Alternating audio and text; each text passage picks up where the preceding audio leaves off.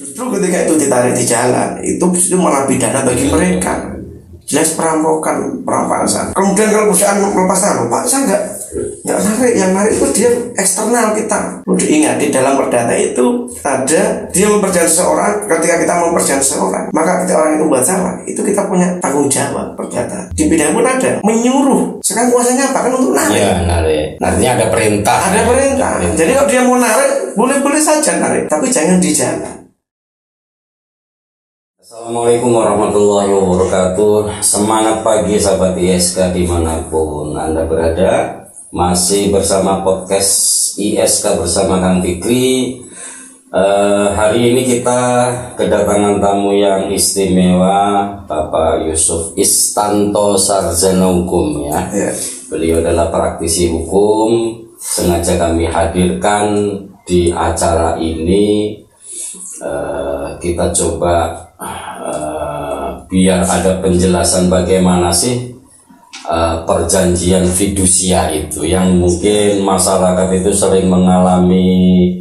Ada perampasan motor di jalan dengan mungkin mengabaikan rasa kemanusiaan, bahkan ada kasus ibu-ibu sama anaknya. Ini sebenarnya apa yang terjadi, Mas Yusuf? Ya, terima kasih Pak Din. Ya. Jadi gini Pak Din, perjanjian fidusia kan kita harus memahami dulu bahwa perjanjian fidusia itu adalah perjanjian ikutan yang mana dia adalah merupakan perjanjian kepercayaan dengan memberikan hak jaminan kepemilikan. Ini adalah perjanjian tambahan namanya. Dari perjanjian pokoknya adalah perjanjian kredit. Nah, kemudian agar perjanjian fidusia ini benar-benar sah mempunyai kekuatan hukum, maka harus mengikuti aturan yang dia sepakat adalah di PMK 130. Nah, di dalam aturan PMK 130 itu perjanjian fidusia harus dibuat maksimal 30 hari sejak perjanjian kredit. Jadi harus segera didaftarkan. Ya. Jadi kalau nggak didaftarkan meskipun ada fidusianya ya tidak punya kekuatan hukum. Nah, pertanyaannya, apakah kemudian dengan punya fidusia ini bisa langsung misalkan debiturnya nunggak terus langsung ditarik? Sebenarnya tidak bisa seperti itu. Walaupun di fidusia itu dia punya kekuatan eksekutorial. Nah, ada beberapa poin yang harus dipahami. Jadi ada peraturan Kapolri yang memang mengatur. Jadi ketika mau eksekusi itu harus dengan pengamanan kepolisian. Tidak bisa kemudian menggunakan eksternal kolektor di tengah jalan, nyetop segala macam, kemudian tidak bisa. Jadi ada rambu-rambunya. Cuma kadang masyarakat tidak paham ini. Cuma kadang-kadang yang jadi pertanyaan masyarakat itu mungkin aturannya memang sudah cetha seperti itu ya. Akan tetapi masih juga perusahaan leasing dengan dalih itu bukan kita, itu adalah pihak ketiga yang bekerja sama dengan kita. Jadi kita tidak ada hubungannya dengan itu. Itu seolah mereka berani ini karena memang ada dalam tanda kutip begitu. Menurut Mas Yusuf? Jadi gini, jadi ada pemahaman yang keliru di perusahaan pembiayaan. Jadi kalau saya tidak fokus ke leasing, jadi fidusia ini yang megang itu kontaknya biasanya dari namanya lembaga pembiayaan. Nanti beda, ada banyak macam. Macam-macam pembiayaan itu ada kartu kredit, ada kemudian leasing, ada anjak piutang, ada pembiayaan konsumen sendiri. Nah, dari beberapa poin ini, kalau yang leasing ini namanya leasing itu adalah hak sewa pakai. Artinya proses barang ini itu adalah milik perusahaan. Jadi konsumen itu hanya minjem konteksnya. Nah, tapi nanti perjanjian namanya perjanjian leasing. Sedangkan yang banyak terjadi misalkan kayak perusahaan ada FIF, ada segala macam itu lebih banyak dengan pembiayaan konsumen. Jadi bukan leasing. Kalau konsepnya pembiayaan konsumen, maka meskipun baru kita DP satu kali, itu sudah punya kita. Buktinya apa? Lah buktinya itu BPKB atas sama kita. Jadi kita pemiliknya. Walaupun tidak kita. Fidusia itu kan hanya menjaminkan kepemilikannya saja. Tapi benda tetap ada pemilik. Pemilik fidusia. Gitu loh. Nah, ketika mau narik itu memang ada saya pernah diskusi dengan salah satu kasat dulu di Kudus. Ketika ada persoalan penarikan kendaraan di jalan. Saya sampaikan bahwa ini bisa kena pidana, Pak. Saat itu beliau mengatakan, oh tidak bisa Mas, ini konsepnya kan kendaraan punya dia. Saya sampaikan, perjanjiannya apa dulu? Kalau perjanjian leasing, maka konsepnya memang punya perusahaan. Kalau perjanjian pembiayaan itu bukan perusahaan. Jadi meskipun kita baru bayar 1 bulan atau mungkin angsuran pertama, itu sudah punya kita konsepnya. Jadi sejak di perjanjian ya. Jadi hubungan kita konsumen dengan perusahaan pembiayaan itu adalah utang piutang, kreditnya. Makanya dunia pembiayaan konsumen. Kalau mereka bilang, ini saya punya fidusia itu kan tidak boleh lepas dari perjanjian induknya. Perjanjian induk itu adalah pembiayaan konsumen. Jadi kalau mereka mau narik, ini barang saya kok ditarik. Jadi sepanjang barang itu tidak dialihkan ke pihak lain, itu sah-sah saja, harus dipegang konsumen. Jadi kita punya hak untuk mempertahankan ya. Justru ketika itu ditarik di jalan, itu malah pidana bagi mereka. Jelas perampasan. Kemudian kalau perusahaan melepas tangan, Pak, saya nggak narik, yang narik itu dia eksternal kita. Perlu diingat di dalam perdata itu ada dia memperjanjikan seseorang. Ketika kita memperjanjikan seseorang, maka ketika orang itu buat salah, itu kita punya tanggung jawab perdata. Di pidana pun ada menyuruh. Sekarang kuasanya apa? Kan untuk narik. Ya, narik. Artinya ada perintah. Ada perintah. Jadi kalau dia mau narik, boleh saja narik, tapi jangan di jalan. Tariklah di rumah. Bawa pengumuman kepolisian, surat sesuai dengan peraturan Kapolri, tunjukkan surat tugasnya, surat kuasanya, tunjukkan perjanjian dia sudah melanggar, sudah SP 1, 2, 3. Kasih penjelasan. Ya, sayangnya mungkin proses itu kadang tidak melalui SP itu ya Mas. Iya, karena mereka cenderung pakai kata-kata preman itu tadi. Jadi nggak peduli aturan, mikir lu kita yuk bayar, orang bayar tak tarik. Nah, biasanya kan seperti itu. Iya, tapi ada juga mungkin kejadian seperti ini ya, sering ada laporan masyarakat. Jadi mereka itu mencoba untuk dengan caranya sendiri, dengan halus, yuk datang ke kantor, nanti kita bicarakan di kantor, kan begitu.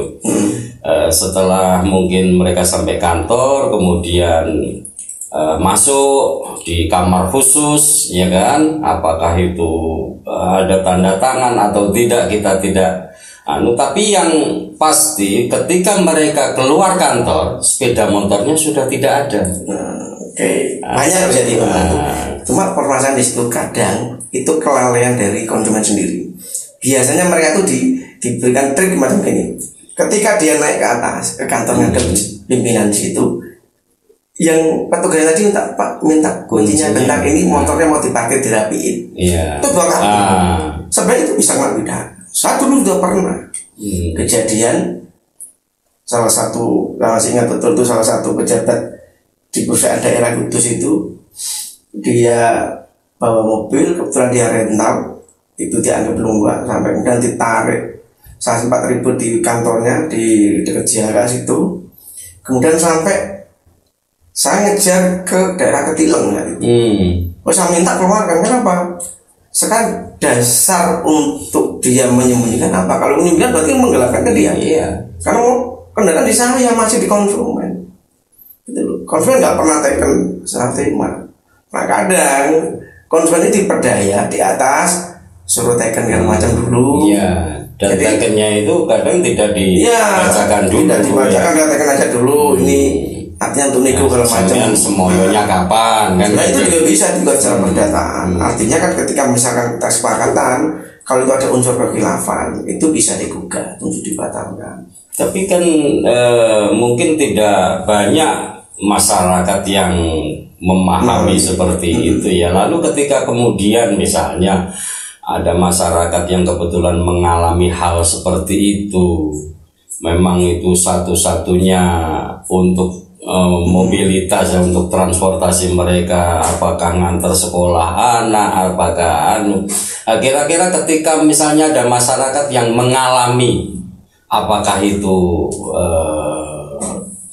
diambil oleh oknum itu di jalan atau di rumah atau di kantornya, apa yang harus dilakukan oleh masyarakat? Jadi ketika itu terjadi pengambilan secara paksa, di mana dari petugas perusahaan pembiayaan itu tadi tidak menunjukkan etika yang baik, tidak kemudian bisa menunjukkan surat tugas tapi asal ambil, tidak ada serah terima, bisa aja mereka melakukan kepolisian berdasar perampasan. Karena yang jelas di peraturan Kapolri itu kalau tidak diambil Kapolri tidak sah itu. Apalagi sekarang ada urusan Mahkamah Konstitusi kan, boleh memperkuat, boleh, ya, tidak boleh asal macam. Karena tunjukkan, boleh saya dari perusahaan ini Pak, kita hari ini Bapak udah dikasih SP 123.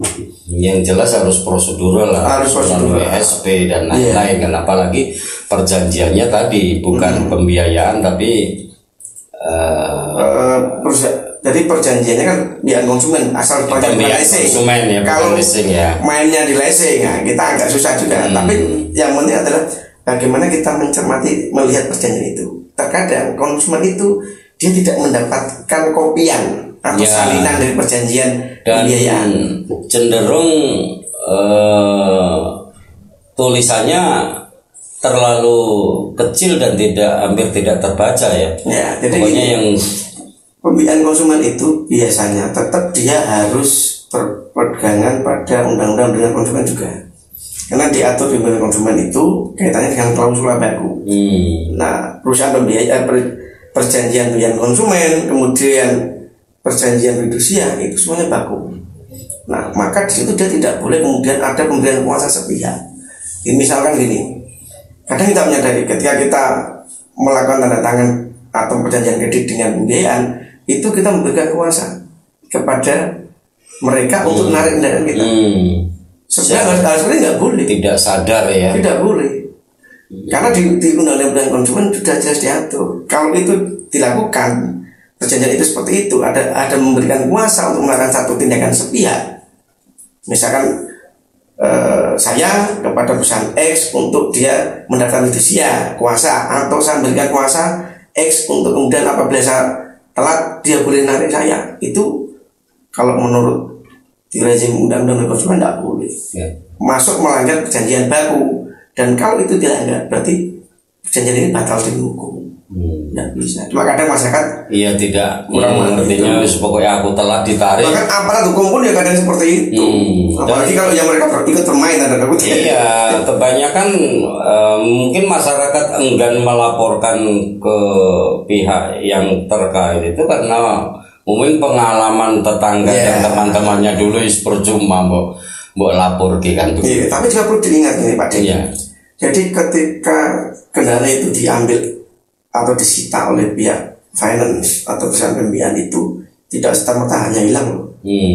Itu nanti kan dihilang untuk membayar utang dia. Kalau ada sisa harus balik. Jadi kalau dia mau meminta pengembalian atau minta kejelasan mau lelang di mana, sisa berapa saya minta sisanya, itu boleh. Tanpa harus kita lapor polisi segala macam kalau bisa. Cuma kadang yang mereka programnya kan sudah unlimited, jadi termasuk dihitung itunya juga kan begitu. Lalu mungkin ini terkait dengan tadi resiko kalau tidak bayar dan lain-lain ya. Artinya perusahaan pembiayaan ini kan ya mungkin bukan kategori perbankan ya. Akan tetapi mereka itu melakukan praktek seperti layaknya perbankan. Mungkin kalau dari sisi legal standingnya mereka mungkin perusahaan leasing yang melakukan praktek layaknya seperti yang dilakukan bank, ada denda harian Jadi yang paling memberatkan ini kan dendanya harian. Ini sebenarnya gimana Mas Yusuf? Ya sebenarnya itu kan sudah diatur. Jadi pembiayaan konsumen itu dibolehkan. Jadi pembiayaan itu ada pembiayaan lembaga bank dan non bank. Nah ini kan mereka adalah bank dan itu diperbolehkan sebenarnya. Dan mereka pun harus tunduk dengan aturan hukum yang berlaku dari OJK itu. Jadi OJK juga mengatur bagaimana mereka harus menjalankan. Jadi ketika misalkan perusahaan pembiayaan konsumen dia memberikan pinjaman kepada seorang dan itu dia tidak memperhatikan prinsip kehati-hatian, prinsip know your customer, itu bisa dicabut izinnya. Resikonya seperti itu. Atau dia melakukan perbuatan yang melanggar hukum, melawan dan diproses itu bisa. Tapi terhadap undang-undang peraturan pemerintah, karena akumulasinya sangat memberatkan itu. Ya. Jadi kalau secara denda memang di dalam aturan juga tidak diatur secara khusus ya. Memang, tapi di dalam hukum itu juga sebenarnya yang namanya kan ada batasan sebenarnya, ada batasan di aturan perbankan itu. Terus mereka kan non perbankan, ada pembiayaan. Biasanya pasti ada rate-nya sebenarnya. Tapi yang pasti mereka tidak akan berani lebih dari 5%. Jadi hariannya itu 0,5%. Ya, 0,5%. Jadi nilai angsuran. Nah, dan itu kalau akumulasinya luar biasa, bisa jadi melebihi kalau mungkin sudah lunas, motornya dijual untuk nebus dendanya ini paling hanya kembali berapa kan begitu. Ya, tapi gini. Jadi dalam biang konsumen tadi ketika ada permasalahan, kita lihat dulu. Ketika dia mengalami kredit macet tadi, itu angsuran sudah pada titik mana? Kurang dari sebagian atau sudah lebih? Kalau sudah lebih itu sebenarnya banyak lembaga pembiayaan yang sebenarnya tidak jujur itu. Tidak jujurnya bagaimana? Mereka mengatakan bunga flat, tapi kenyataan perhitungan bunga itu mereka bunganya menurun. Jadi ketika kita ngangsur itu di awal-awal sudah kita tuh fokus lebih besar sebenarnya ngangsur bunga, bukan ngangsur pokok. Padahal kalau penawarannya adalah bunga flat, itu harusnya per bulan sampai selesai itu memudahkan sama terus. Jadi ketika kita sudah sampai ke setengah dari angsuran tadi, harusnya setengah pokok itu sudah hilang. Tapi pada prinsipnya bunga maupun denda sih bisa dihapus. Jadi ketika ada muncul masalah dan perdata itu kadang bunga dan denda itu malah bisa dihapuskan. Jadi misalnya kita bisa perbankan itu ketika kita ada permasalahan kita nego hanya membayar pokok boleh. Jadi bank itu sudah untung. Kenapa? Karena ketika kita mengajukan itu sudah ada administrasi segala macam.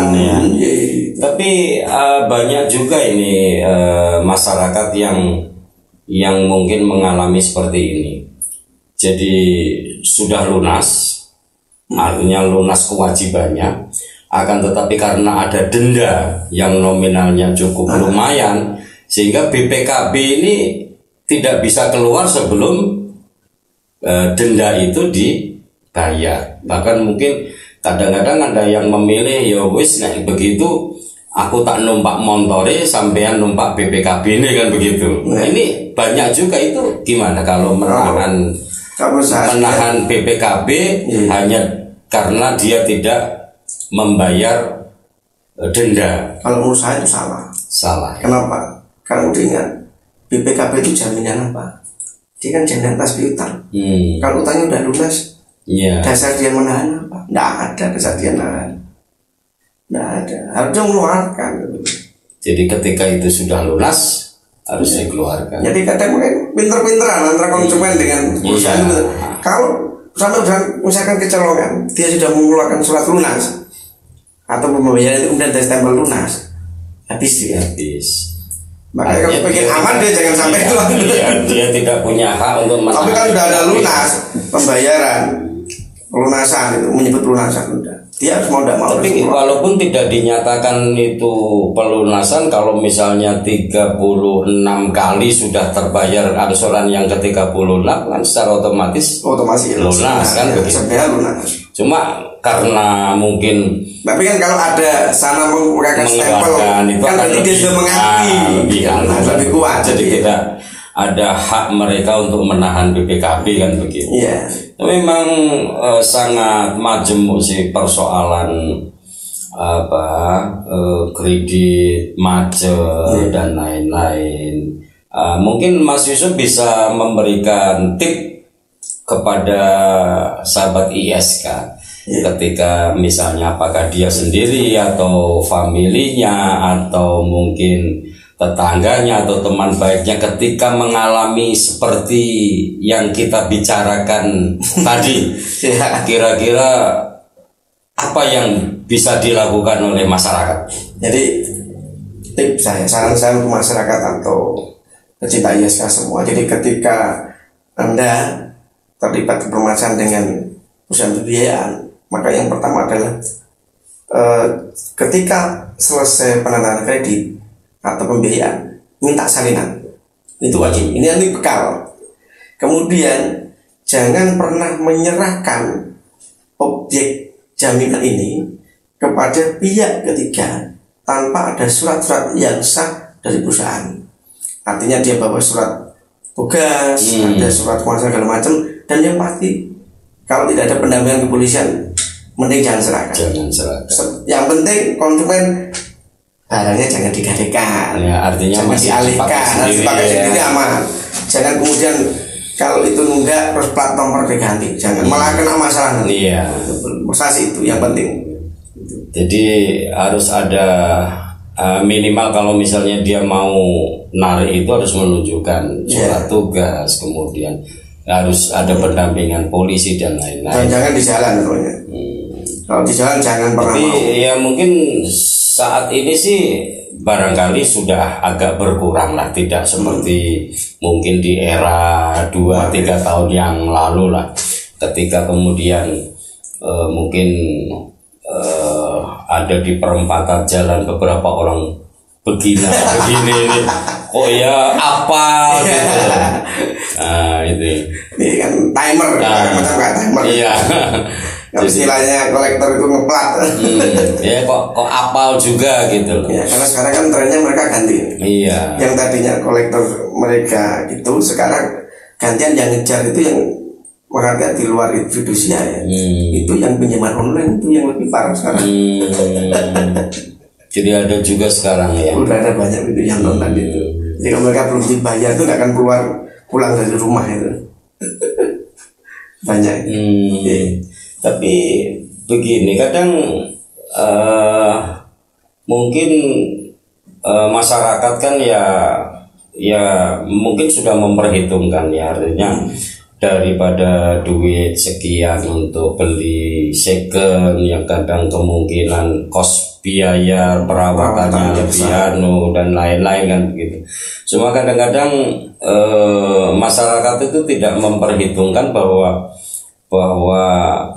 yang namanya kewajiban bulanan itu kalau tidak punya pendapatan bulanan yang dihitung rigid ini sangat berat lah. Ya, artinya boleh pinjem kredit segala macam. Yang penting bukan untuk kegiatan yang sifatnya konsumtif, tapi yang produktif. Ya. Artinya misalnya daripada angkot yang kesana harus 3 kali turun naik, kalau pakai sepeda motor kan bisa sekali. Jadi kalau atau mungkin ngambil kredit motor untuk ikut ojek online kerja, itu kan pasti. Jadi ya memang harus ya kesadaran masyarakat sendiri itu mungkin tidak terlalu menskala prioritaskan hal-hal yang tidak penting ya. Biasanya karena panas lihat tetangga. Iya, artinya bukan kebutuhan hidup tapi gaya hidup. Betul. Nah, kan begitu. Ini yang kadang-kadang yang penting. Kadang ada begini Mas Susu. Yeah. Bahkan dari petugasnya sendiri. Yang penting 6 kali angsuran itu jangan sampai telat. Beres. Ya. Selanjutnya wis sampe. Lah itu trik pemasaran atau jadi memang apa itu ya? salah satu trik pemasaran juga. Jadi gini.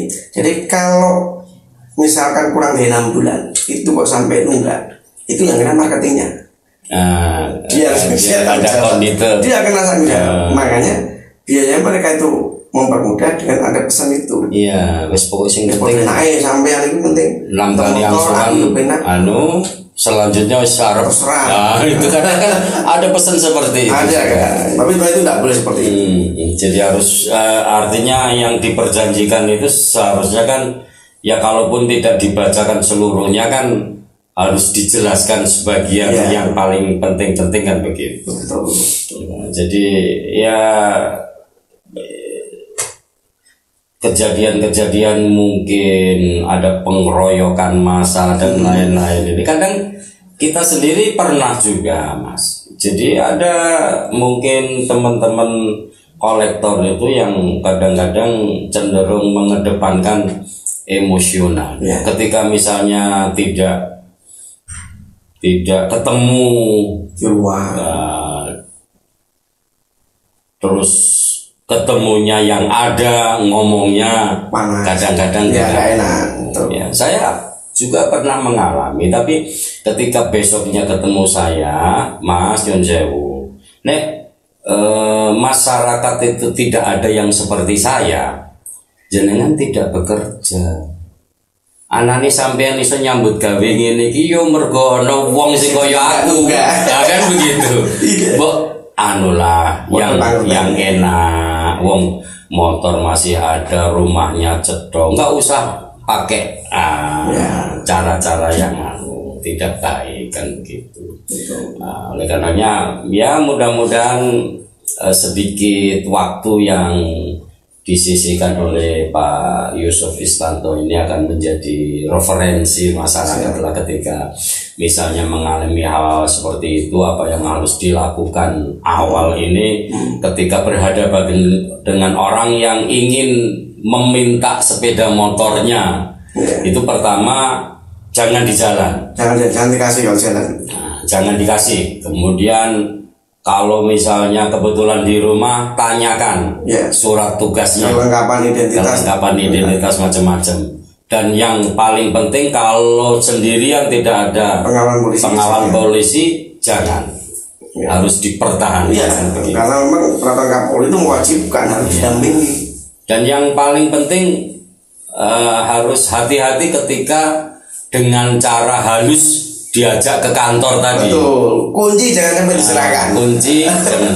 Bahkan ada kejadian juga kuncinya mau dipinjam tidak boleh, STNK-nya mau difotokopi disazati tidak boleh. Jadi STNK masih dibawa yang punya, kunci juga masih dibawa yang punya, tapi ketika keluar dari kantor leasing itu sepeda motornya sudah tidak ada. Bahkan saya pernah ada teman yang mungkin karena bengkel di salah satu kota kemudian mau kulaan onderdil di Jember, dia kebetulan pakai sepeda motor kredit,